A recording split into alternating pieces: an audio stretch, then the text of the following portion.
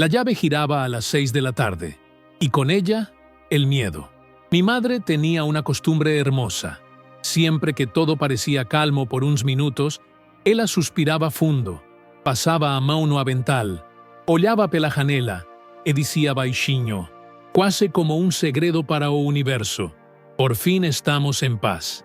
Yo me quedaba en silencio, mirando cómo el viento jugaba con las cortinas, mientras ella servía los frijoles en la mesa. A veces lo decía después de una llamada mía, otras, cuando llegaba el giro del dinero, pero siempre con el mismo tono, como quien no confía en la tranquilidad, como si soubese que la vida tiene una manera cruel de romper la calma justo cuando creemos que estamos seguros. Mi madre no era mujer de muchas palabras. Había pasado más de la mitad de su vida aguantando cosas que otras no habrían soportado ni una semana. Pero ese suspiro, ese «estamos en paz», era más que una frase, era una declaración de esperanza. Era su forma de decir, sobrevivimos otra semana, todavía tenemos un techo, todavía estamos juntos. Y yo quería creerlo. Dios sabe que sí. Cuando migré a Estados Unidos, ella me abrazó como si supiera que sería la última vez por mucho tiempo. Tenía los ojos húmedos pero firmes. No lloró delante de mí. Me entregó una pequeña bolsa con tortillas, un rosario viejo y una nota escrita a mano. Decía, cuando te sientas solo, recuerda que todo lo que haces, lo haces por nosotros. Esta familia te ama, hijo. Durante años esa nota vivió doblada dentro de mi billetera. Estaba tan desgastada que las letras comenzaron a borrarse, pero yo no podía tirarla. Era mi ancla, mi promesa. En los primeros años, cada dólar enviado era una victoria. Cada vez que me decían que el dinero había llegado, yo respiraba aliviado. Y mi madre, al otro lado del teléfono, repetía la frase de siempre, «Estamos en paz», aunque yo supiera que no era verdad, porque mientras ella dormía en su cama con mantas viejas pero rodeada de recuerdos, yo dormía en un colchón inflable, en el suelo de un apartamento compartido con 6 desconocidos. Mientras ella cocinaba con frijoles de olla y tortillas recién hechas, yo comía sobras frías del turno de noche en el restaurante. Pero eso no importaba, porque mi dolor tenía propósito, porque mientras ellos estuvieran bien, mientras mamá dijera que todo estaba bajo control, yo podía soportarlo. Lo que nadie me dijo es que el sueño americano tiene un precio. Y no hablo solo del esfuerzo, hablo del alma. Hablo de las noches en que el miedo te corta la respiración solo por ver una patrulla en la esquina. Hablo de los silencios en las llamadas. Cuando ya no hay «¿Cómo estás?», sino solo «¿Cuándo envías más?». Hablo del cuerpo que trabaja sin parar, pero sobre todo, del corazón que se va marchitando en soledad. Recuerdo con claridad un domingo. Había trabajado 16 horas seguidas porque uno de los cocineros no se presentó. Llegué a casa con los pies sangrando, literalmente. Me quité los zapatos, me serví un poco de arroz del día anterior y marqué a casa. Al tercer tono, mi madre contestó. Su voz sonaba más cansada que nunca. Me dijo que mi padre había tenido una caída leve, pero que ya estaba mejor. Y al final, justo antes de colgar, volvió a decirlo. Por fin, estamos en paz. Yo colgué y me puse a llorar. No de tristeza, no de rabia. Era un llanto de algo que ni siquiera podía nombrar, porque esa frase que siempre me había dado esperanza, ahora me dolía. Me dolía porque sabía que la paz no existía. No mientras vivíamos entre sombras, no mientras cada paso en la calle podía ser el último. Con los años, esa sensación de fragilidad fue creciendo. Aprendí a caminar mirando siempre por encima del hombro, a sonreír aunque tuviera el alma hecha pedazos, a vivir entre la nostalgia y la resignación. Y sin embargo, cada mes, sin falta, mandaba el dinero, cada vez con más esfuerzo, cada vez con más miedo, porque en algún rincón de mí seguía viva esa vocecita que decía, «Aguanta un poco más, Emilio. Mamá dijo que estamos en paz», hasta que un día esa paz se rompió en 1000 pedazos. Y no fue por falta de dinero, ni por un error en los papeles, ni siquiera por una redada aleatoria. Fue por algo que jamás imaginé. Fue por alguien que llevaba mi misma sangre. Y cuando eso pasó, entendí que esa frase de mi madre nunca había sido real. Era una ilusión que construimos para no rendirnos. Una mentira piadosa para soportar lo insoportable. Porque la verdad es que nunca estuvimos en paz. Solo estábamos esperando el próximo golpe. Y esta vez, dolería más que nunca. Si alguna vez sentiste que te arrebataron todo de golpe, como a mí esa noche en el sofá, cuéntamelo en los comentarios con las palabras «Yo también resistí». Tu historia también merece ser escuchada. Y si esta historia te tocó el alma, suscríbete al canal. Aquí defendemos las voces que el mundo quiso callar. Llegué a los Estados Unidos con 22 años y una maleta rota que apenas contenía una muda de ropa, un par de fotos familiares y un corazón lleno de promesas. Promesas que hice mirando a los ojos de mi madre antes de cruzar la frontera. Le juré que todo iba a estar bien, que lo lograría, que lo haría por ellos. No sabía que en ese momento estaba vendiendo mi juventud, mi tranquilidad y parte de mi identidad, a cambio de un sueño que cada día se alejaría un poco más. Mis primeros pasos en este país fueron con los pies empapados y temblando de frío.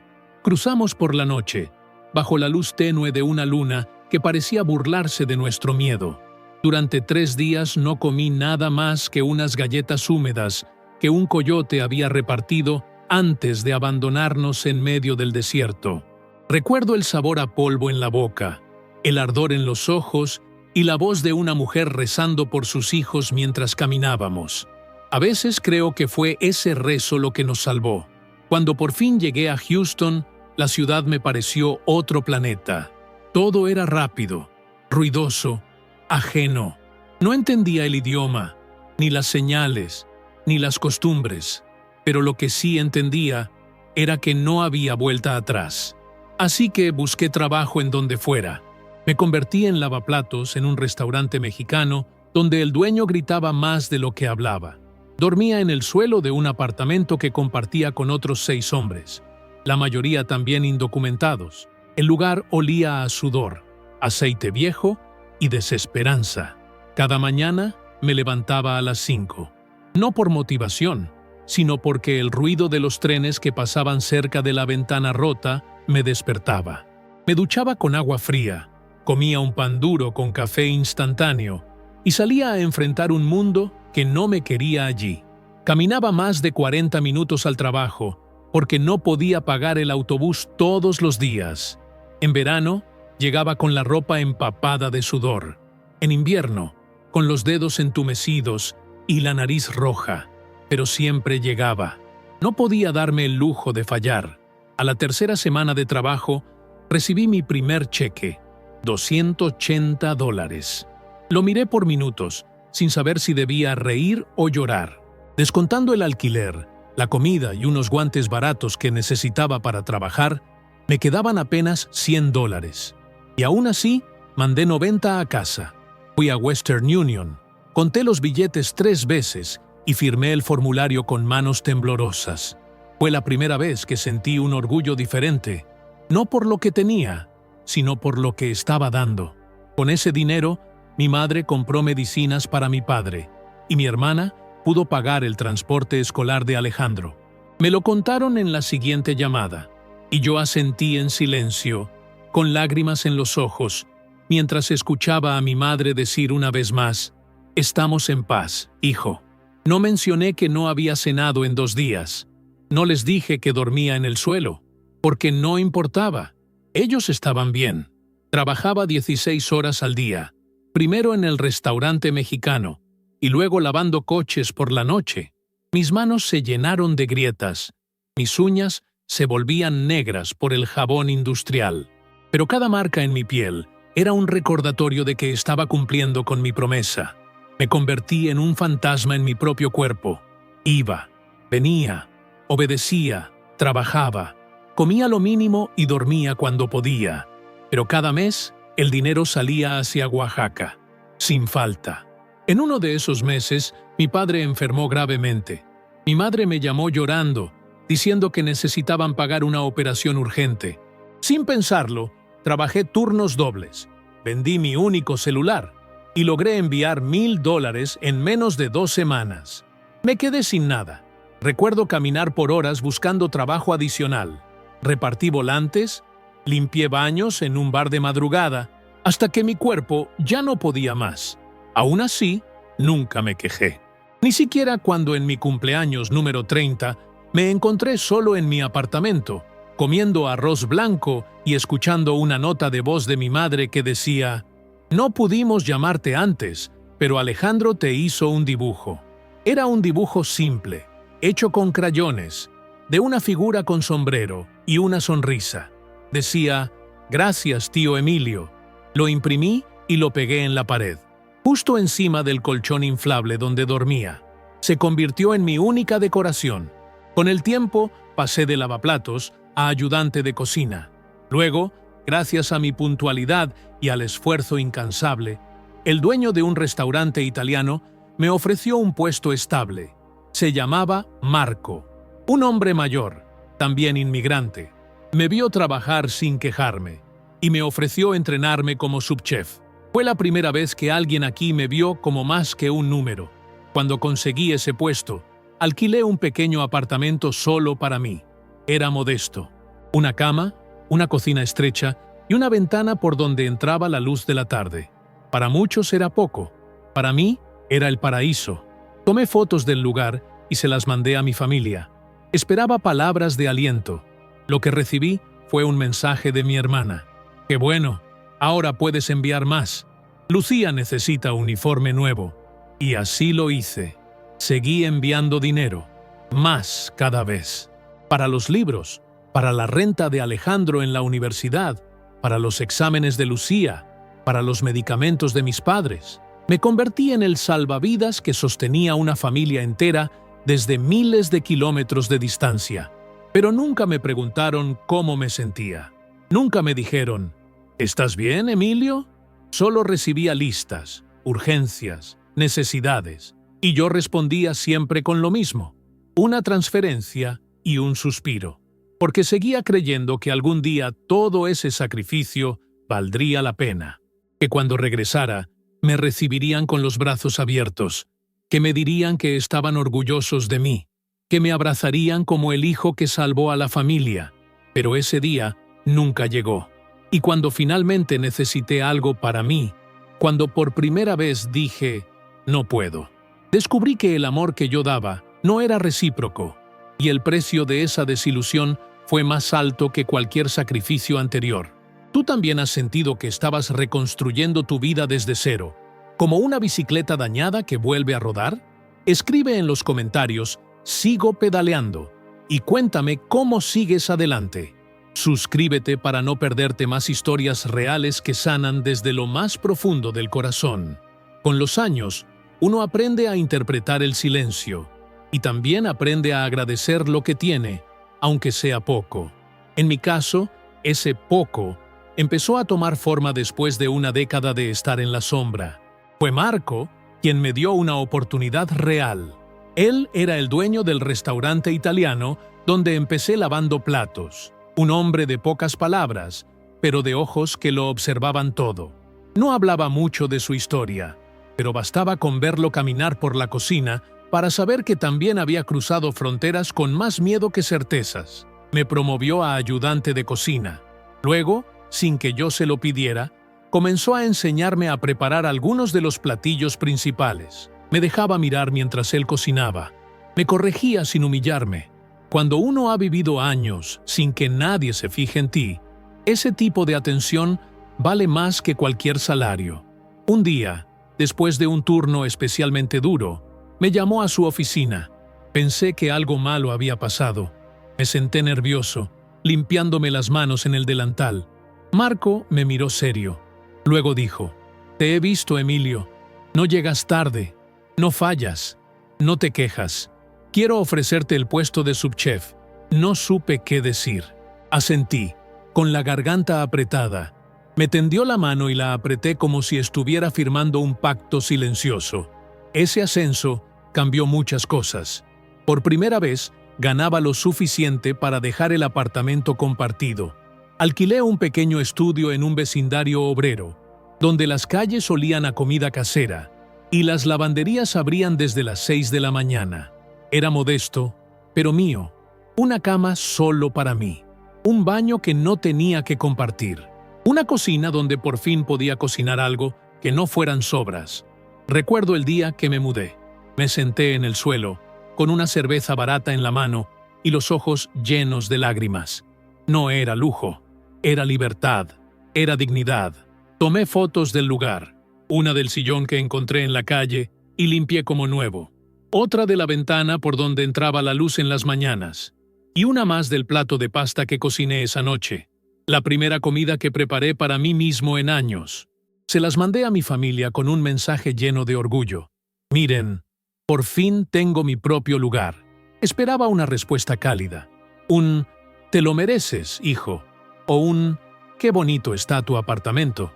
Lo que recibí fue un mensaje de mi hermana Teresa. «Qué bueno que ya tienes más dinero.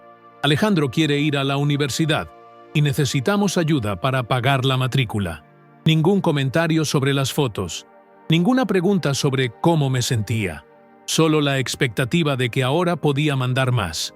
En lugar de sentirme feliz por mi logro, sentí una presión en el pecho. Era como si cada paso hacia adelante se convirtiera en una nueva obligación. Como si mis avances personales fueran simplemente una señal para que ellos esperaran más de mí. Aún así, pagué la matrícula. No lo pensé 2 veces. Alejandro era mi sobrino, y yo lo quería como a un hijo. Compré sus libros, envié dinero para su apartamento, para sus pasajes, para sus comidas.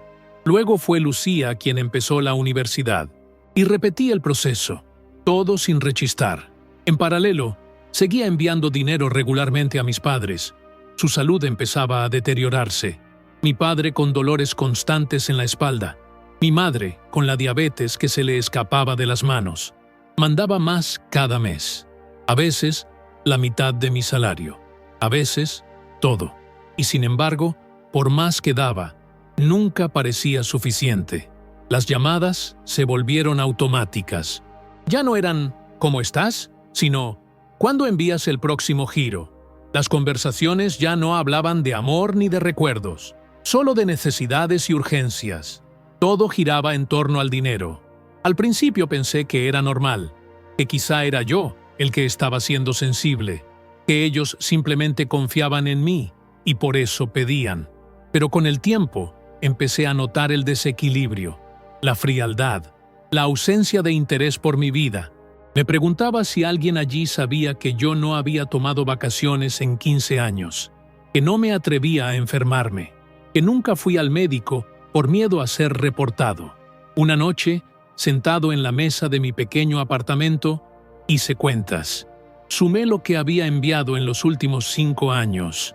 Superaba los $50,000. Lo miré en la pantalla de mi calculadora y me quedé mudo. No porque me arrepintiera, sino porque me di cuenta de que no tenía nada para mí, ni ahorros, ni seguro médico, ni plan de retiro, ni siquiera una cuenta de emergencia. Había construido una casa enorme, en otro país, para otras personas, y yo seguía viviendo con lo mínimo. Empecé a preguntarme cosas que nunca me había permitido. ¿Cuándo sería suficiente? ¿Cuándo podría empezar a pensar en mí? ¿Acaso estaba mal querer guardar un poco para el futuro? ¿Acaso merecía sentirme culpable por querer comprar un colchón nuevo o un par de zapatos mejores? Pero cada vez que pensaba en poner límites, la culpa aparecía como un látigo en mi espalda. Escuchaba la voz de mi madre diciéndome, «Todo lo que hicimos por ti». Escuchaba a Teresa repitiendo, «Somos tu familia. ¿Quién más te va a querer?». Y yo cedía. Siempre cedía.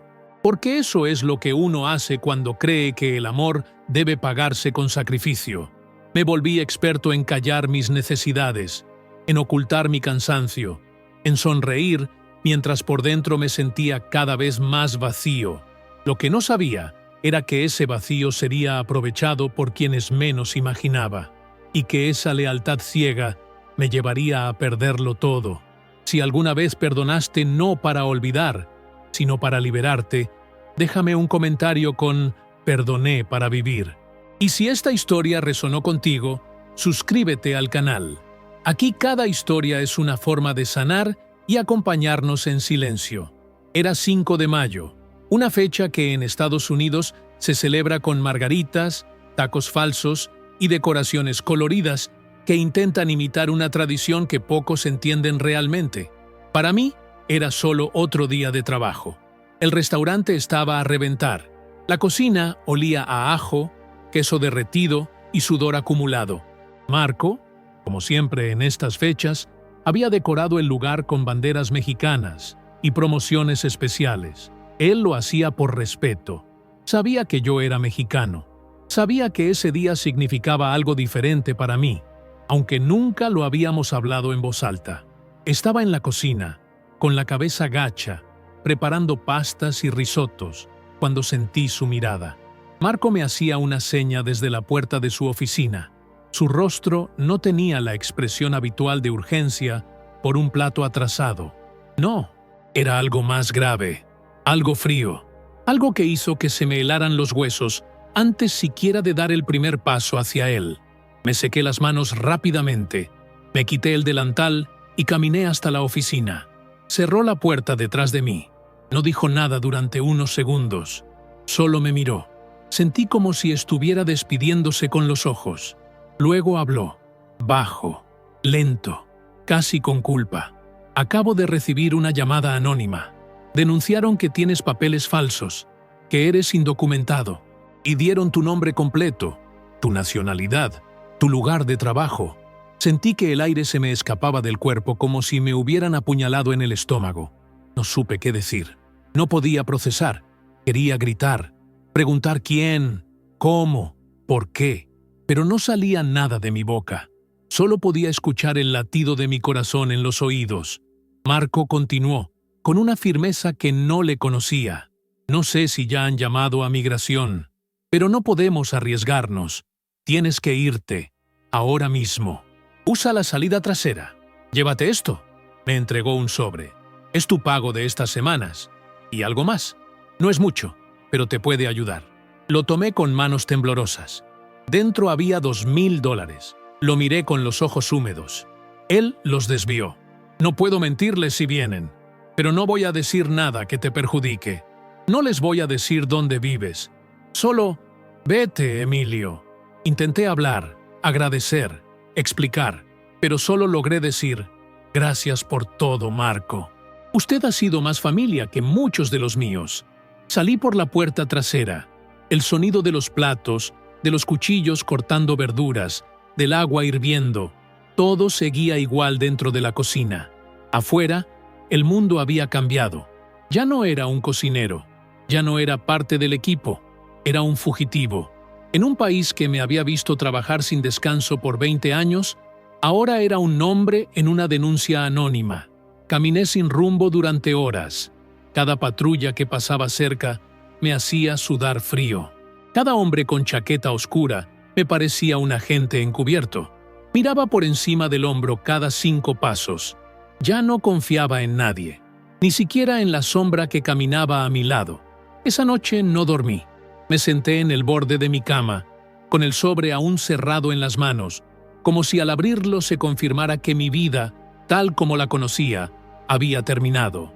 Pensaba en mi madre, en cómo ella diría, estamos en paz, sin saber que su hijo estaba ahora huyendo como un criminal. Pensaba en mi padre, en sus medicamentos. Pensaba en Teresa, mi hermana, y algo dentro de mí comenzó a revolverse. La denuncia era demasiado específica. Nadie de fuera podía saber tantos detalles. Nadie, salvo alguien cercano, demasiado cercano. Alguien que conocía mi situación, mi rutina, mi nombre completo, incluso el restaurante donde trabajaba. Llamé a Rodrigo, un amigo de la infancia que todavía vivía en nuestro pueblo en Oaxaca. Le pedí, con toda la cautela que permite la paranoia, que fuera a casa de mis padres, que se fijara en cómo estaban, que hablara con ellos, que me contara todo. Tenía un presentimiento que no me dejaba respirar. 2 días después, Rodrigo me llamó. Su voz sonaba confundida. Fui a ver a tus padres con una excusa. Tu papá estaba en el patio arreglando una motocicleta vieja. No parecía enfermo. Se movía lento, pero estaba de buen humor. Tu mamá me preguntó por ti, pero nada más. ¿Nada sobre hospitales ni emergencias? Sentí cómo mi estómago se encogía. Pregunté por el hospital regional, donde supuestamente mi padre sería operado. Rodrigo me confirmó que no había ninguna operación programada a su nombre. Fue en ese momento que la sospecha se convirtió en certeza. La mentira no venía de fuera, venía de adentro, desde el mismo lugar que juré proteger por encima de todo. Mi familia. Abrí el sobre que Marco me había dado. Conté el dinero. $2,000. Exactamente la cantidad que Teresa me había pedido días antes, con la voz quebrada y la urgencia en cada palabra, para una operación que ahora sabía que no existía. Me sentí traicionado, pero más que eso, me sentí usado, manipulado, como si todos esos años de esfuerzo no hubieran sido suficientes, como si mi valor solo existiera mientras enviara dinero, como si mi existencia se resumiera a una cuenta bancaria. Y lo peor no era la mentira, lo peor era la denuncia. Porque alguien no solo decidió mentirme, alguien decidió que yo no merecía seguir aquí. Alguien decidió que, si no podía sacar más provecho de mí, entonces debía ser eliminado. Y ese alguien llevaba mi sangre.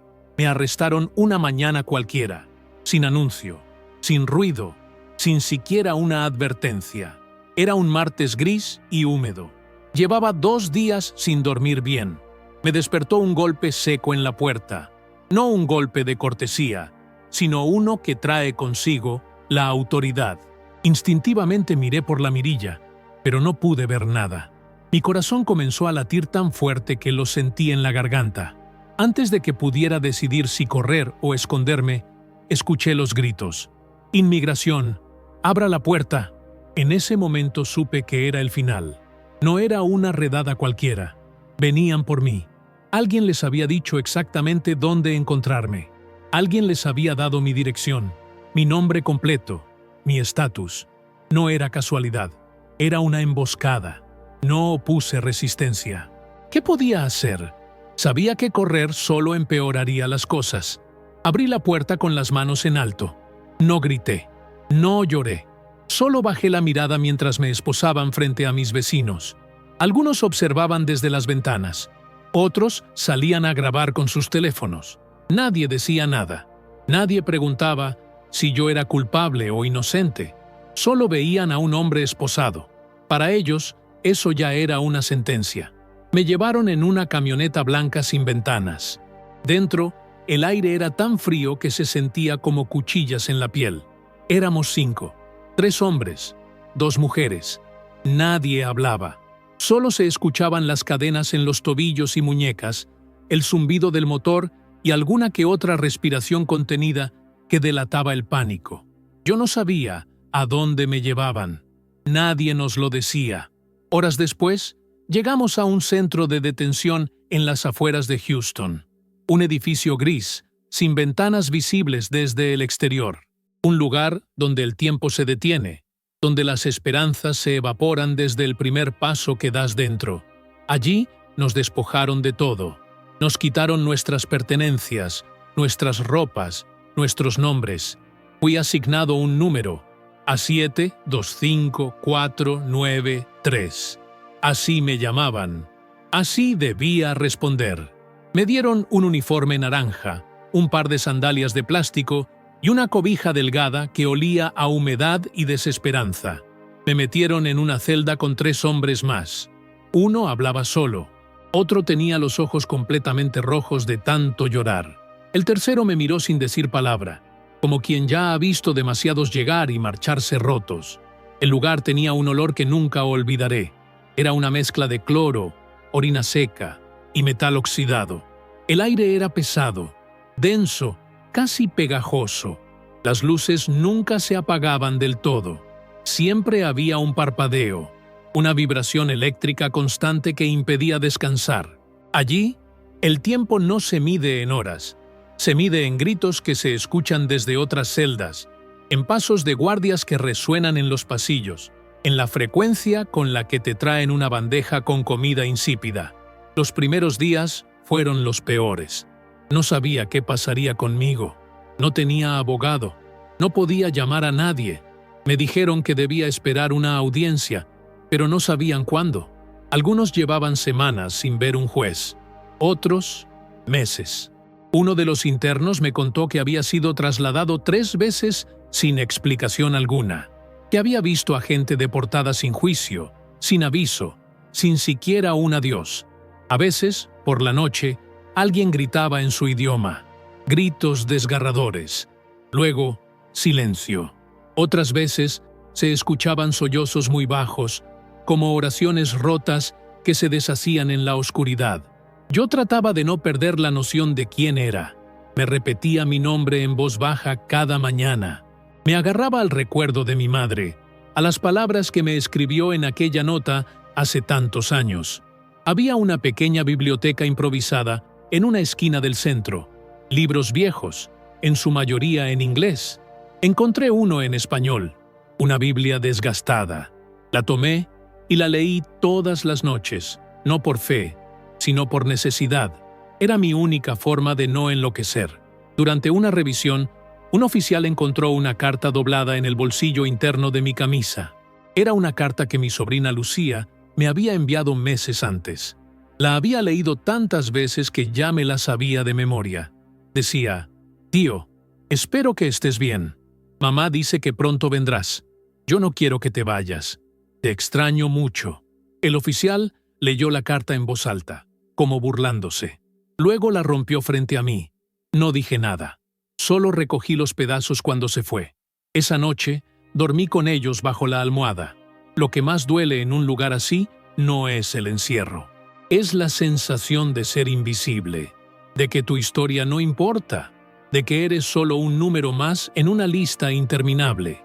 Nadie quiere saber quién eres, por qué estás ahí, qué dejaste atrás. Solo quieren que encajes en la estadística. Un día, un interno intentó quitarse la vida con un trozo de espejo. Gritaron todos. Vinieron los guardias. Lo sacaron con la cabeza ensangrentada. Nunca supimos si sobrevivió. Esa noche no hubo cena. No por castigo, sino porque nadie tuvo hambre. Solo se escuchaba el goteo de una llave mal cerrada en alguna celda vecina. Cada gota sonaba como un eco de todo lo que habíamos perdido. Allí entendí que el verdadero castigo no era la cárcel, era el olvido. Y lo peor era saber que esa celda no era producto del azar. Era el resultado de una traición cuidadosamente planeada. Una traición que venía de donde más duele, del lugar donde uno espera amor, del lugar que yo había llamado hogar. Pasaron 3 semanas desde que me encerraron en el centro de detención. En ese tiempo no recibí ninguna visita, ninguna carta, ni una llamada. Las paredes comenzaban a cerrarse sobre mí. Lo que más dolía no era el encierro, era el silencio. Un silencio tan denso que podía escucharlo zumbando en mis oídos. Un silencio que venía de afuera, de la gente que juró quererme, de aquellos por quienes había dado todo. Entonces, un día cualquiera, cuando el cielo se había vuelto costumbre gris, vista desde un cuadrado enrejado, me llamaron por mi número, A725493. Me llevaron a una sala de visitas. La habitación era pequeña, sin ventanas, con una pared de vidrio grueso en el centro. De un lado, una silla vacía. Del otro, yo. Me sentaron frente al cristal.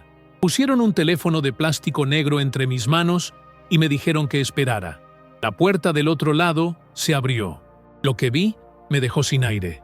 Era Teresa, mi hermana. Entró despacio, sin mirarme a los ojos. Se sentó frente a mí y tomó el auricular como si pesara más de lo que sus manos podían cargar. Durante segundos, ninguno habló. Solo nuestras respiraciones quebradas llenaban la línea. Cuando por fin pude articular palabra, mi voz salió tan débil que parecía ajena. Le pregunté por qué, no con rabia, no con gritos, solo con la desesperación de un hombre que ha sido partido por dentro. Teresa bajó la mirada. Sus ojos estaban hinchados, pero no lloró.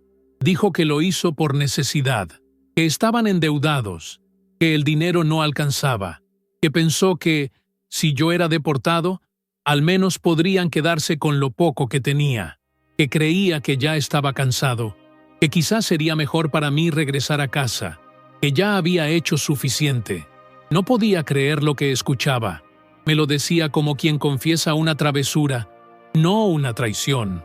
Me hablaba de mis sacrificios como si fueran un favor que ya estaba saldado, como si mis años perdidos pudieran ser cerrados con un «gracias, ahora vete». Le pregunté si mis padres sabían. Se quedó en silencio. Esa fue mi respuesta. Mi madre, la mujer que me decía «estamos en paz» cada vez que enviaba dinero, la que guardaba mis cartas junto a su rosario. Ella también sabía, y no dijo nada. Una parte de mí quería gritar, romper el vidrio, exigir justicia. Pero lo único que pude hacer fue cerrar los ojos y respirar hondo. No porque me sintiera fuerte, sino porque ya no tenía energía para pelear. Teresa me miró por fin a los ojos.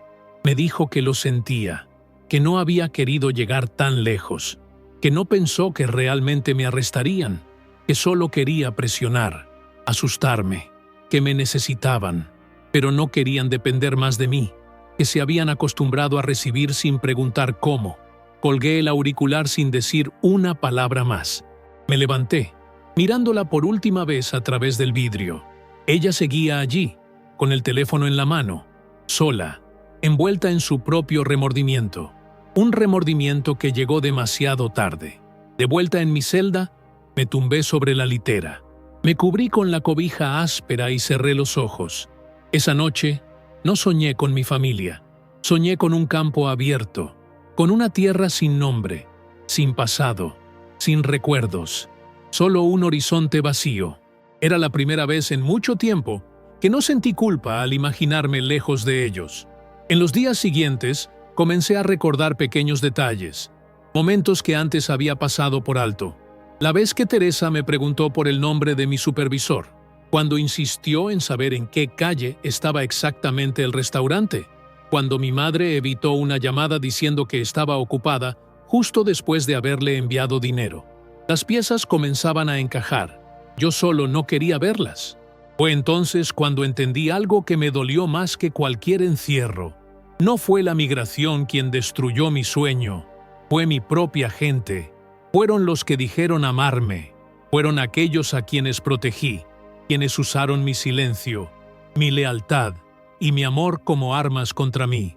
No fue el sistema el que me rompió, fue la traición de quienes debieron ser mi refugio, de quienes transformaron mi sacrificio en deuda eterna, de quienes vieron en mi entrega una oportunidad, no una bendición. Y aún así, lo más extraño fue que no sentí odio, sentí vacío. Porque cuando te das cuenta de que has sido invisible incluso para quienes más diste, no queda espacio para el rencor.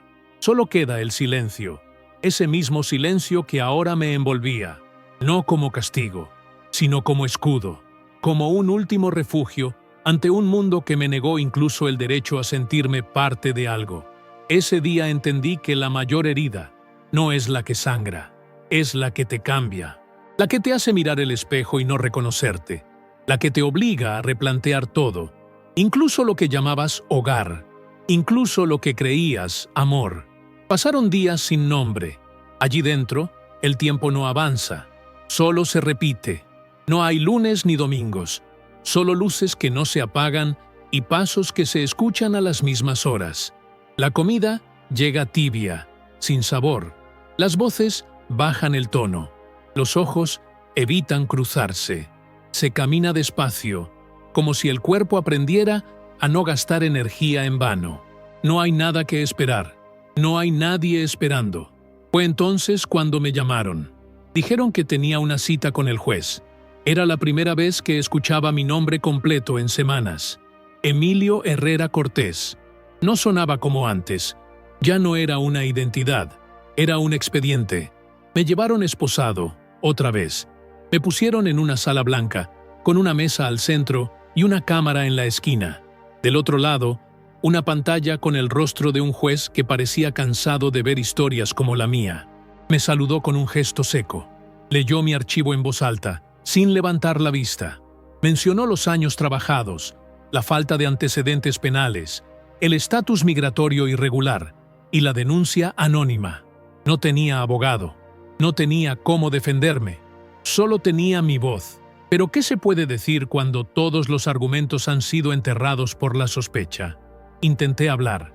Dije que había sido traicionado, que no representaba peligro, que tenía una vida hecha, que había aportado a la comunidad, que tenía cartas de recomendación, incluso una de mi antiguo jefe Marco. Pero el juez solo tomó nota. Dijo que lo tendría en cuenta y me informó que debía esperar la resolución. No había fecha definida. Volví a mi celda con un nudo en la garganta. No era tristeza, era frustración. No por estar encerrado, sino por no saber si lo que quedaba afuera aún existía para mí. Me senté en el borde de la litera y pensé en mi juventud, en los cumpleaños que pasé solo, en las veces que deseé una llamada, en las noches que soñé con volver, pero con orgullo, no como un expulsado. Una semana después, me llamaron de nuevo. Esta vez era diferente. Una trabajadora social quería hablar conmigo.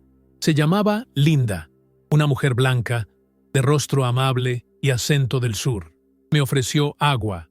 Me preguntó cómo me sentía. Dudé en responder. Después de todo lo vivido, no confiaba en nadie.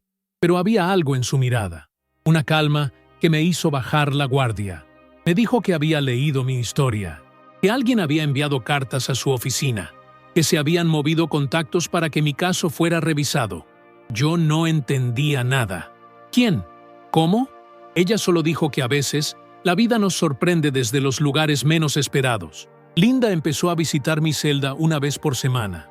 Traía libros, papeles, noticias. Me ayudó a llenar documentos que jamás habría entendido solo. Me explicó mis derechos. Me trató como persona. Fue la primera en meses en preguntarme qué quería hacer con mi vida si salía de ahí. No qué había hecho, sino qué soñaba aún. Me habló de un programa de ayuda legal gratuito. Me consiguió un abogado voluntario. Se llamaba Tomás. Era joven, latino, hijo de inmigrantes. Dijo que su padre también había cruzado la frontera años atrás, que mi historia le recordaba a él, que haría lo posible por darme una segunda oportunidad. Con ellos, a mi lado, algo dentro de mí comenzó a cambiar. No era esperanza, era dignidad. La sensación de que aún tenía derecho a ser visto, a ser escuchado, a existir.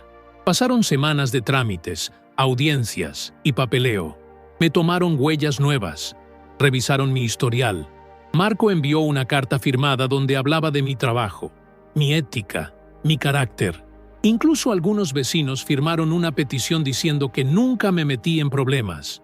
Poco a poco, la narrativa empezó a cambiar. El día de la audiencia final, me senté frente al juez una vez más, esta vez con Tomás a mi lado. Escuché cómo defendía mi caso, cómo hablaba de mis años de sacrificio, de mi aporte, de mi falta de antecedentes. Vi cómo el juez fruncía el ceño, como si por fin se diera cuenta de que no tenía frente a él a un delincuente, sino a un hombre roto, pero digno. Después de una larga pausa, el juez habló. Dijo que, dadas las circunstancias, y por recomendación del abogado y del programa social, me otorgarían una libertad supervisada mientras se revisaba mi posible ajuste migratorio. No era una victoria total, pero era una salida. Salí del centro de detención con la ropa que llevaba el día que me arrestaron. Había adelgazado casi 10 kilos. Mi rostro tenía más años que los que mi cuerpo decía. Mis ojos ya no brillaban, pero mis pies pisaban tierra libre. Linda me estaba esperando afuera. Me dio una chaqueta vieja, me ofreció un café caliente. Me abrazó. Fue el primer abrazo sincero que recibí en años. Lloré, como un niño, no de dolor, de alivio. Tomás me acompañó a una pequeña oficina donde me explicaron los pasos a seguir. Tenía que reportarme cada semana. No podía salir del estado. Tenía que mantenerme disponible para futuras audiencias. Acepté todo sin dudar. Volví al mundo con las manos vacías. sin casa, sin trabajo, sin familia, pero con algo que había perdido en el encierro, mi voz, que aunque todavía no sabía qué haría, a dónde iría, o cómo reconstruirme desde cero, había algo que ya no estaba dispuesto a hacer. Nunca más me rompería por amor.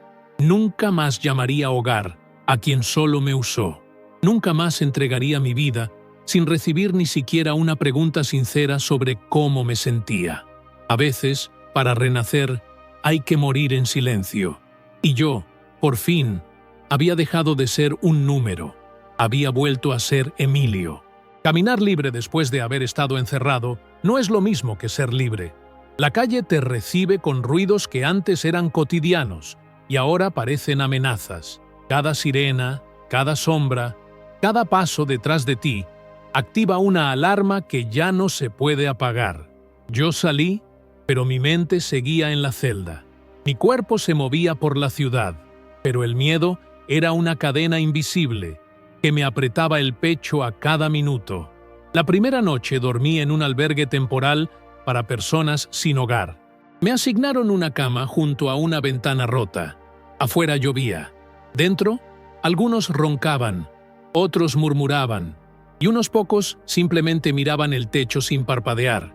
Me cubrí con una cobija prestada y me acurruqué en posición fetal. El colchón era delgado, pero después del cemento del centro de detención, parecía un lujo. Aún así, no pude dormir. Cada vez que cerraba los ojos, escuchaba el eco del número que me asignaron, como una marca tatuada en el alma. Al día siguiente, recorrí las calles de Houston, buscando algo conocido. Volví al restaurante donde había trabajado. Marco ya no estaba. Se había retirado por problemas de salud. El nuevo encargado no me conocía y no quiso saber de mi historia. Me dijo que no estaban contratando y que no podía ayudarme. Me miró como se mira a un extraño que no se quiere cerca. Salí de ahí con la sensación de haber perdido uno de los pocos lugares donde alguna vez fui visto. Intenté otros lugares. Lavanderías, cafeterías, tiendas pequeñas. Nadie quería contratar a alguien con papeles en proceso. Algunos me daban excusas. Otros simplemente bajaban la mirada. Entendí entonces que no bastaba con estar fuera. Tenía que empezar desde cero. Y esta vez, sin red. Fui a la biblioteca pública. Busqué en internet trabajos temporales. Encontré uno de jardinería en una zona residencial a las afueras. Llamé desde un teléfono público y después de explicar mi situación, aceptaron darme una oportunidad. El sueldo era mínimo, pero incluía almuerzo y pago diario. Era suficiente para sobrevivir. Los primeros días en ese trabajo fueron brutales, no por el esfuerzo físico, al que ya estaba acostumbrado, sino por el clima. El calor en Texas no da tregua. Trabajar bajo el sol por más de 8 horas, cavando, levantando piedras, sembrando, te vacía de todo. A veces, terminaba tan cansado que apenas podía sostener el tenedor al comer. Pero había algo distinto esta vez. Al final del día, cuando me pagaban en efectivo y me daban una botella de agua helada, sentía que estaba construyendo algo mío. No mandaba ese dinero a nadie. No tenía a quién. Lo guardaba en un sobre dentro de mi mochila. Cada billete era una pieza de mi reconstrucción. Conseguí rentar una habitación en una casa compartida con otros 3 hombres, todos en situaciones parecidas. Uno era hondureño, el otro guatemalteco, y el tercero había sido deportado 2 veces, y aún así volvía a intentarlo. Nos mirábamos con respeto silencioso. Nadie hacía muchas preguntas. Compartíamos arroz, historias incompletas y silencios prolongados. Una noche, mientras cocinaba arroz con frijoles, uno de ellos, Juan, me preguntó si tenía familia aquí. Le dije que sí, pero no hablé más. Él no insistió. Solo dijo: a veces la familia no es la que nace contigo, sino la que te encuentra en la caída. Esa frase se me quedó grabada, porque sí, algo en mí había muerto, pero no todo. En las siguientes semanas empecé a ahorrar. No mucho, pero suficiente para tener algo que me diera seguridad. Compré ropa en una tienda de segunda mano. un celular barato para buscar trabajo sin tener que usar teléfonos públicos. Me hice un calendario para mis reportes migratorios. No podía fallar. Una falta y me arriesgaba a perder la libertad que tanto me costó. Un domingo, decidí ir a la iglesia. No porque fuera religioso, sino porque necesitaba estar en un lugar donde el silencio no pesara tanto. Me senté al fondo, sin hablar con nadie. Escuché el coro. Observé a las familias abrazarse. Sentí una punzada en el pecho, pero también un calor leve, como si aún pudiera pertenecer en algún lado. Al salir, una mujer mayor me saludó. Me ofreció pan dulce. Le sonreí y tomé uno. Era la primera vez en semanas que alguien me ofrecía algo sin pedirme nada a cambio. Me preguntó mi nombre. Cuando se lo dije, ella repitió «Emilio», con una sonrisa tan suave que casi me quebró por dentro. Me preguntó si necesitaba algo. Le dije que no, que estaba bien. Ella solo asintió.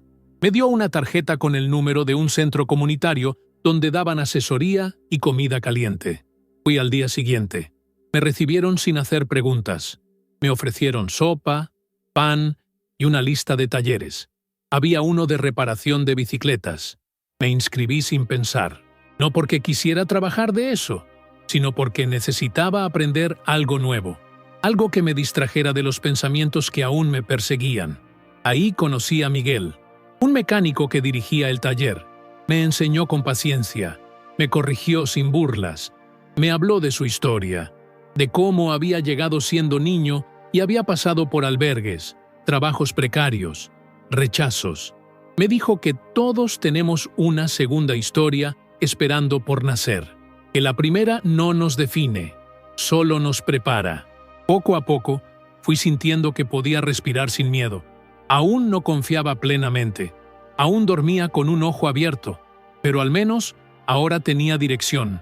No solo geográfica, interna. Había empezado a decir no, sin culpa. A decir yo también importo.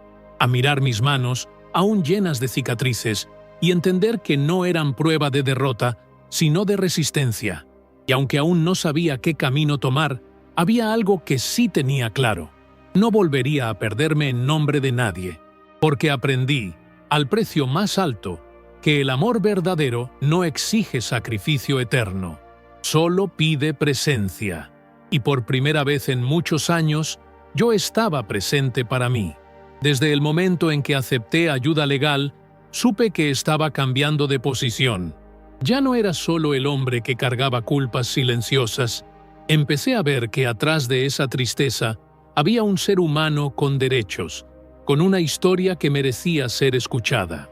Mi defensa comenzó con un abogado voluntario llamado Tomás, un joven latino que me recibió con la humildad de quien sabe que muchas veces los que caen necesitan a alguien que los levante sin juzgar. Tomás revisó mi caso desde cero. Me pidió documentos, fotos del restaurante, cartas de antiguos colegas, recibos bancarios de los giros que había enviado por años. Yo se los entregué todos, aunque sabía que muchos estaban incompletos. Él aceptó lo imperfecto.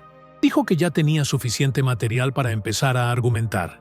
Bajo su tutela, me sentí menos solo. Por primera vez alguien parecía creer en lo que yo decía. No verificaba solo lo que quería que yo dijera. Durante las audiencias previas, mi voz comenzó a afinizarse. No gritaba, no suplicaba. Hablaba con firmeza sobre mis años de trabajo, sobre las veces que había levantado más temprano que nadie, sobre el restaurante de Marco, donde todo el mundo sabía quién era yo. Algunos vecinos incluso firmaron declaraciones. Personas que no tenían nada que ganar, pero que reconocieron que jamás fui problema en aquel vecindario. Hubo una señora mayor que dijo que me veía ir al trabajo incluso en días de lluvia intensa, con la gorra ladeada y el dinero metido en un calcetín para que no se mojara. No lo inventé, lo viví. El juez, uno serio, de mirada inquisitiva, escuchaba mientras Tomás hablaba. Yo estaba sentado al lado, mirando cada gesto. Sentía que ese momento definía si yo continuaba existiendo bajo mi nombre en este país o si volvía a convertirme en un número que nadie recuerda. Se mencionaron mis años sin antecedentes penales. Se mencionaron los servicios comunitarios y los talleres donde me ofrecí como voluntario una vez fuera del centro de detención. Se habló de esa partitura mínima de bondad que había mantenido viva a pesar de todo. Y también se mencionó la denuncia que me atrapó, cómo alguien me observó durante años, cómo alguien me rindió como sacrificio para satisfacer deudas familiares. Todo lo que pasó detrás de esa traición comenzó a tener peso. En esa sala sentí que cada ojo giraba hacia mí. El juez detuvo sus notas. Su mirada quedó fija. Un silencio espeso. En ese silencio podía oír mis propios latidos. Entonces el juez habló. Se concede libertad supervisada bajo ciertas condiciones, mientras su caso migratorio avanza. Se observará su conducta y se evaluará su elegibilidad para ajuste. No era la absolución completa, pero era un nuevo aliento. Me dieron algo que no esperaba, una segunda oportunidad. Salí del tribunal con las rodillas flojas y el alma temblando. Tomás me abrazó, como quien abraza a alguien que acaba de nacer. Fuera del tribunal, el aire sabía distinto. No era el aire del encierro ni del exilio. Era aire con permiso para existir. Caminé unas cuadras sin decir palabra. Mi vista se perdió en el cielo, sin rejas, sin barrotes que me recordaran que fui llamado fantasma. Pero con esa libertad vino también responsabilidad. Me citaron cada semana. Me advirtieron que cualquier paso en falso podría costarme caro, que debía mantenerme dentro del Estado, que no podía ausentarme del país, que cada día tendría que demostrar que merecía esa confianza. Era una prueba silenciosa, un acuerdo íntimo con mi propia dignidad. Mientras tanto, seguía sin trabajo formal, pero el mundo ya no me veía como alguien sin rostro. Tenía un caso abierto, tenía testigos, tenía alguien que luchaba por mí. Con esos elementos empezó mi reconstrucción legal y personal. Comencé a revisar mis planes.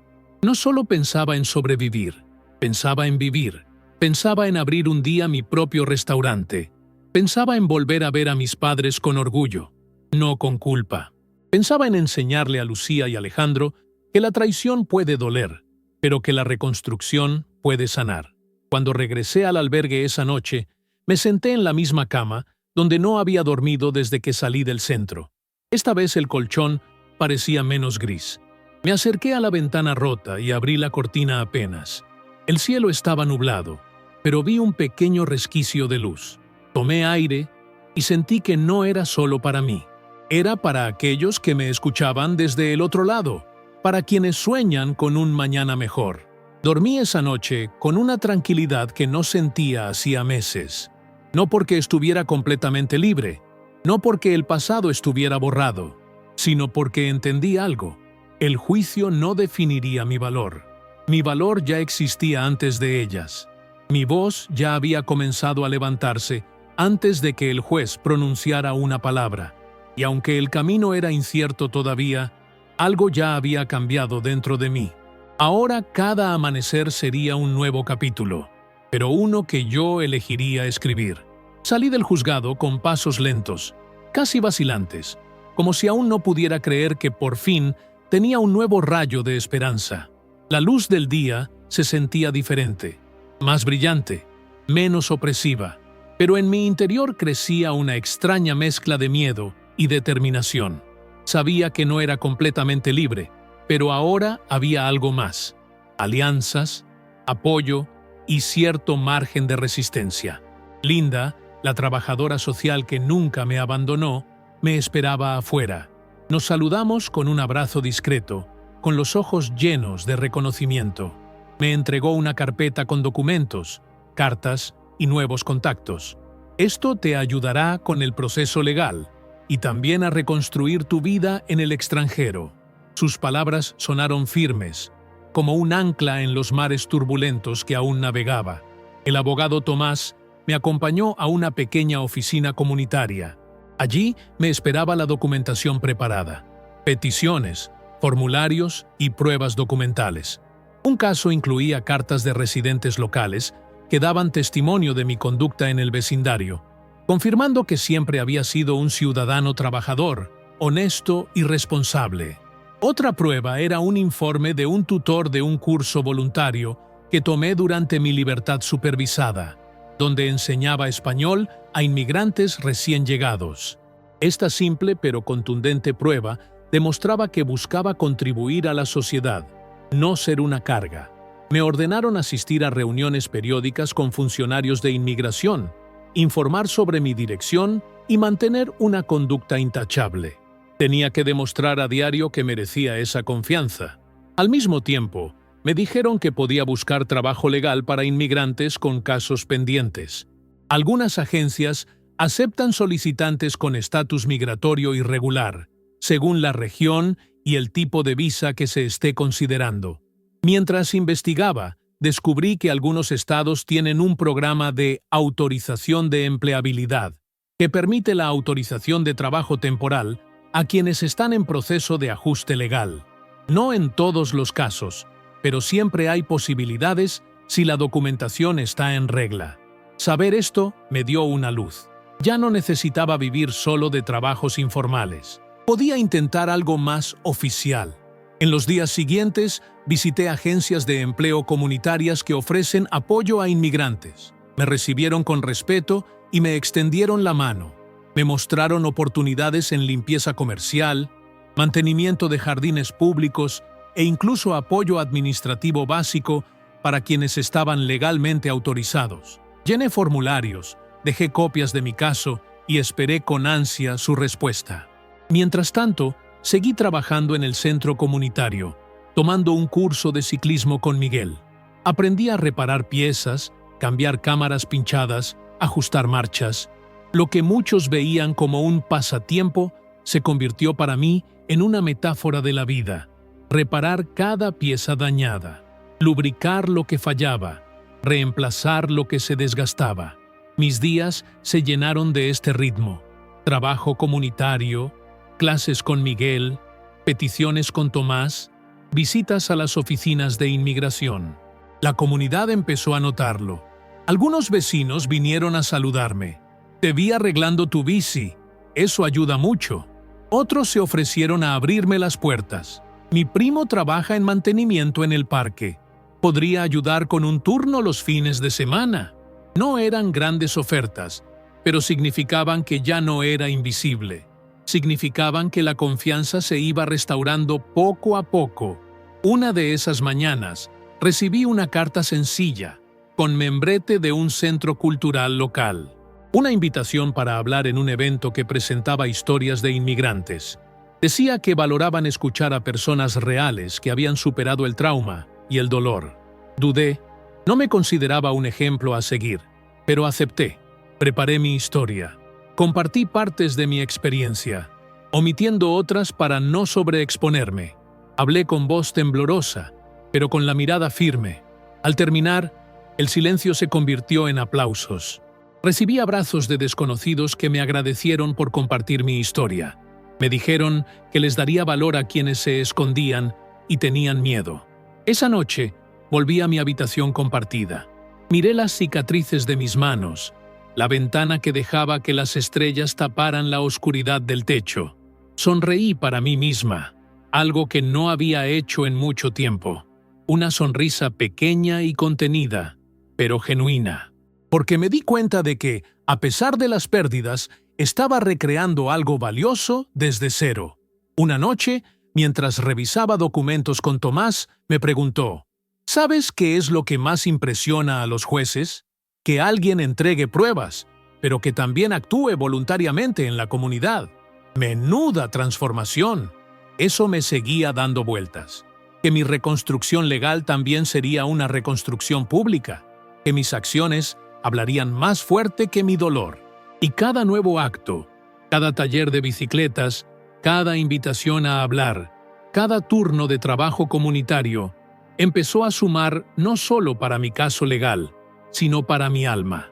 Con cada etapa de recuperación, me sentía menos prisionera de recuerdos dolorosos y más autora de mi propia narrativa. Todavía había incertidumbre. Seguía esperando la decisión final sobre mi estatus migratorio. El beneficio que me habían otorgado aún podía ser revocado. Pero había una diferencia fundamental. Ahora estaba demostrando activamente que merecía estar aquí. Vivía con propósito, con integridad, con historia.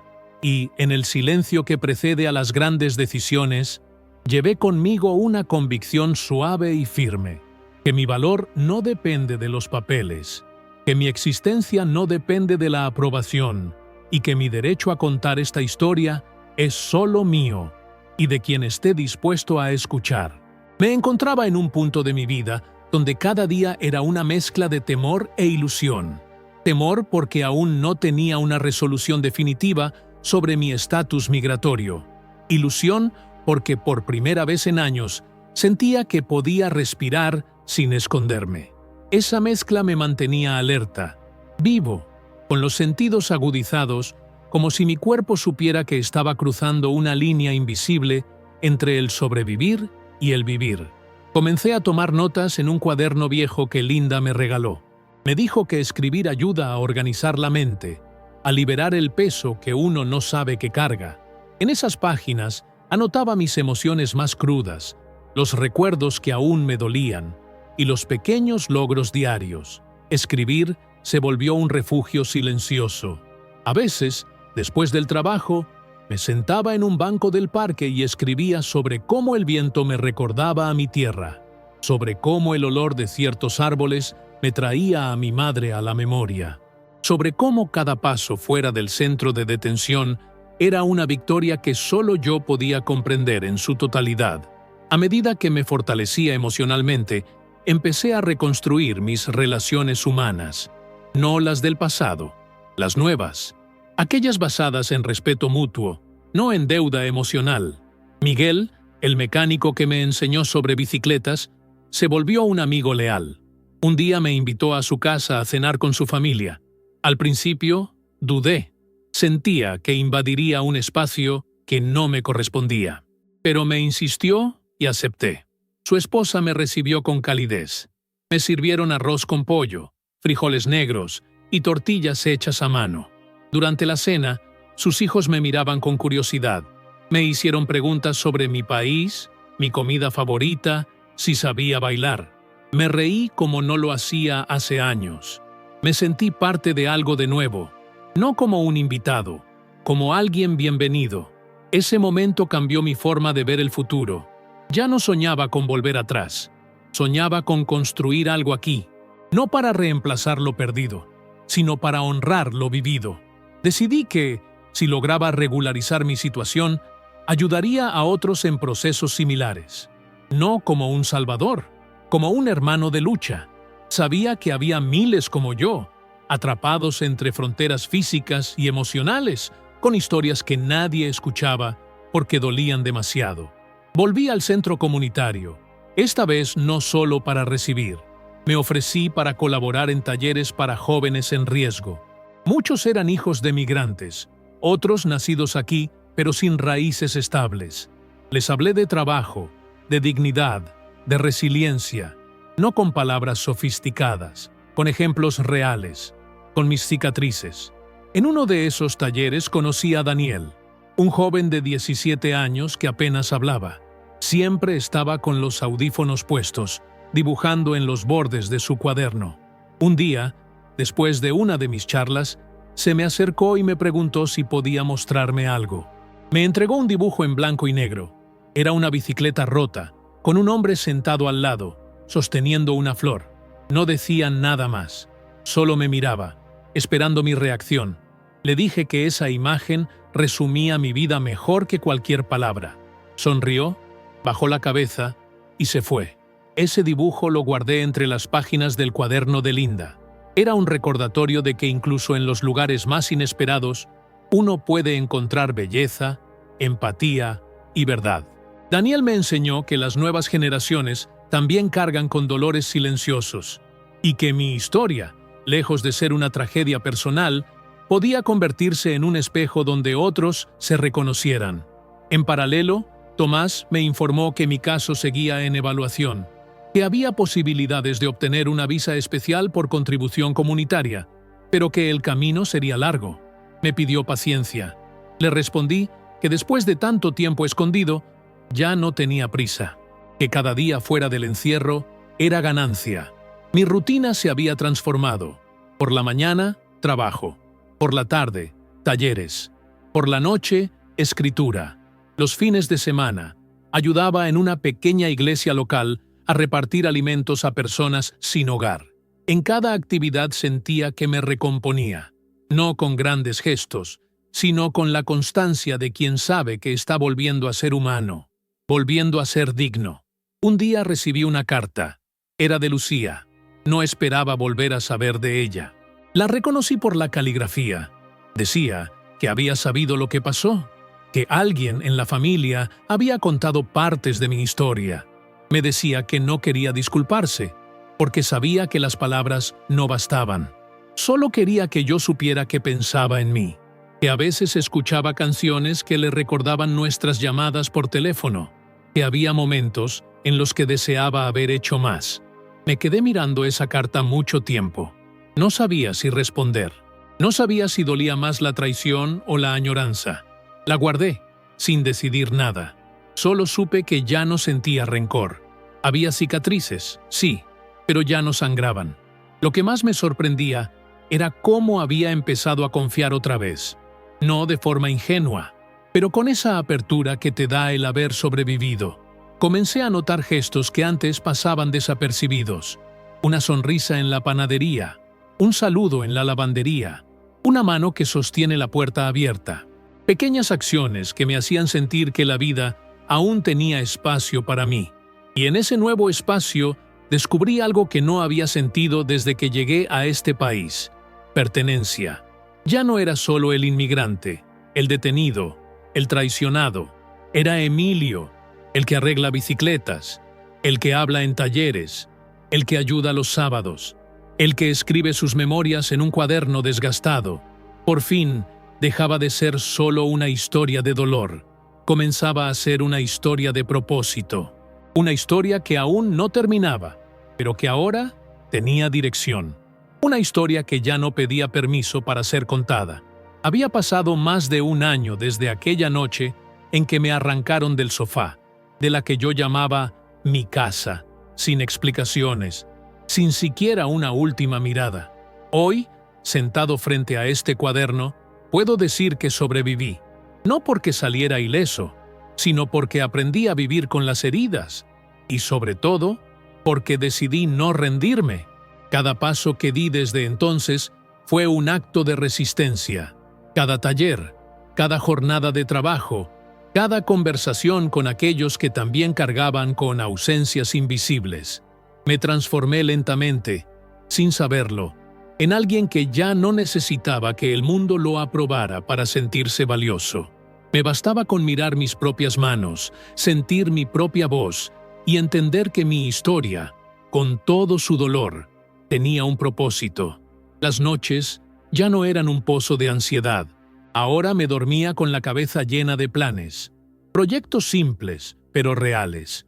Un pequeño taller comunitario donde pudiera enseñar a jóvenes como Daniel a reparar cosas, empezando por bicicletas, pero quizás un día también corazones. Un espacio donde se pudiera fallar sin ser juzgado, donde el error no fuera condena, sino aprendizaje. Había aprendido a perdonar, no por ellos, por mí, porque cargar con el odio solo alarga el encierro. Perdoné a quienes me traicionaron, a quienes se alejaron, incluso a mí mismo por haberme callado tanto tiempo.